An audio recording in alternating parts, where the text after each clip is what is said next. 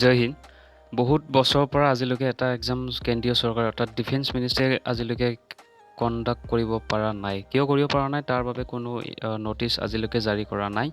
যাৰ ফলত আজি আমাৰ নতুন প্ৰজন্ম অৰ্থাৎ যুৱ প্ৰজন্মখিনি মনত এটা প্ৰশ্ন উত্থাপন হৈ আছে যে কিয় এক্সামটো আজিলৈকে কণ্ডাক্ট কৰিব পৰা নাই।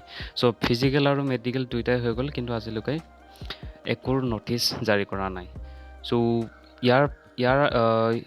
ইয়াৰ পিছতে এটা বিশেষ নিউজ সকলোৱে মনত এটা উত্থাপন হৈ আছে, অৰ্থাৎ সকলোৱে দেখিবলৈ পাই আছে যে টুৰ অফ ডিউটি 4 বছৰ কাৰ্যকালৰ বাবে কেন্দ্ৰীয় চৰকাৰে অগ্নিপথ স্কিমৰ আণ্ডাৰত ইণ্ডিয়ান আৰ্মি ভৰ্তি ৰেলী আৰম্ভ কৰাব। গতিকে ইয়াৰ ভৰ্তি কেতিয়া হ'ব আজিলৈকে যিটো এক্সপেক্ট সেইটো খুব আমাৰ ল'ৰা ছোৱালীৰ মনত এইটো ছেপ্টেম্বৰলৈ প্ৰশ্ন উত্থাপন হৈ আছে মনত।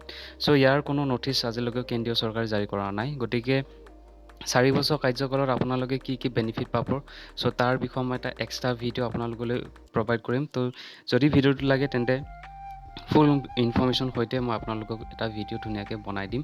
গতিকে তাৰ বাবে আপোনালোকে প্ৰথমে কমেণ্ট কৰিব লাগিব আৰু মোৰ চেনেলটো ছাবস্ক্ৰাইব কৰিব লাগিব আৰু শ্বেয়াৰ কৰিব লাগিব, যাতে এই ইনফৰ্মেশ্যন ভিডিঅ'টো সকলোৱে পায়। আৰু ইয়াৰ যিটো এক্সাম আজিলৈকে চৰকাৰে এক্সামৰ কথা একেবাৰে আলোচনা কৰা নাই। গতিকে কিয় আলোচনা কৰা নাই সেইটো আজিলৈকে গম পোৱা নাই। গতিকে যদি কিবা বিশেষ ইনফৰ্মেশ্যন পাওঁ তেন্তে আপোনালোকে ফাৰ্ষ্ট অফ অল আপোনালোকৰ ওচৰলৈ মই সেই নটিচটো উত্থাপন কৰিম, অৰ্থাৎ নটিচটো আপোনালোকলৈ প্ৰদান কৰিম।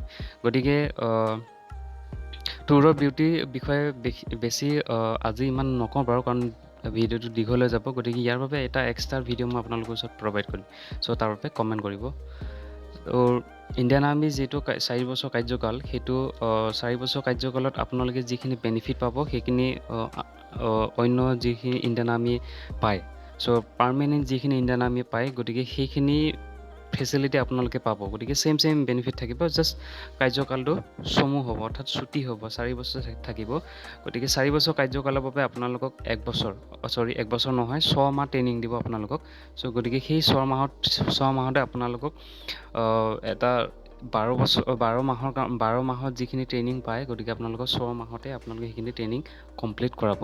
তো গতিকে বহুত টাফ হ'ব, গতিকে কম্পিটিশ্যন বহুত হ'ব। গতিকে আপোনালোকক তাৰ পৰাই 25% নতুন যিখিনি ইণ্ডিয়ান আৰ্মি নতুন যিখিনি ইণ্ডিয়ান আৰ্মি হ'ব, গতিকে আপোনালোকৰ টীমটো প্ৰায় 25%, যদি 100% হয় 75% বাকীখিনি বিদায় দিব, বাকী 25%খিনি তেওঁলোকে পাৰ্মানেণ্ট ৰখাব। গতিকে সেই 25%খিনি খুব টাফ হ'ব। গতিকে তাত কম্পিটিশ্যন থাকিব। গতিকে আপোনালোকে তাত কম্পিটিশ্যনত এইটো ফাৰ্ষ্ট হ'ব লাগিব, অৰ্থাৎ টপ 10 ৰেংকত আপোনালোকে থাকিব লাগিব। তাত ফিজিকেল এক্সেলেণ্ট হ'ব লাগিব, এক্সাম এক্সেলেণ্ট মাৰিব লাগিব। গতিকে এক্সেলেণ্ট বুলি নহয়, জাষ্ট তাত আপুনি চিলেক্ট হ'ব লাগিব। তাতো আপোনালোকৰ কম্পিটিশ্যন থাকিব। গতিকে ইয়াত অলপ টাফ আছে। গতিকে যিহেতু পাৰ্মানেণ্ট থাকিব লাগিব। চ' এইখিনি আছিলে ইনফৰ্মেশ্যন। বাকী ফুল ইনফৰ্মেশ্যন মই আপোনালোকক এটা এক্সট্ৰা ভিডিঅ'ত প্ৰভাইড কৰিম। গতিকে মোৰ চেনেলটো যদি নতুন আহিছে তেন্তে লাইক, শ্বেয়াৰ, ছাবস্ক্ৰাইব কৰিব নাপাহৰিব।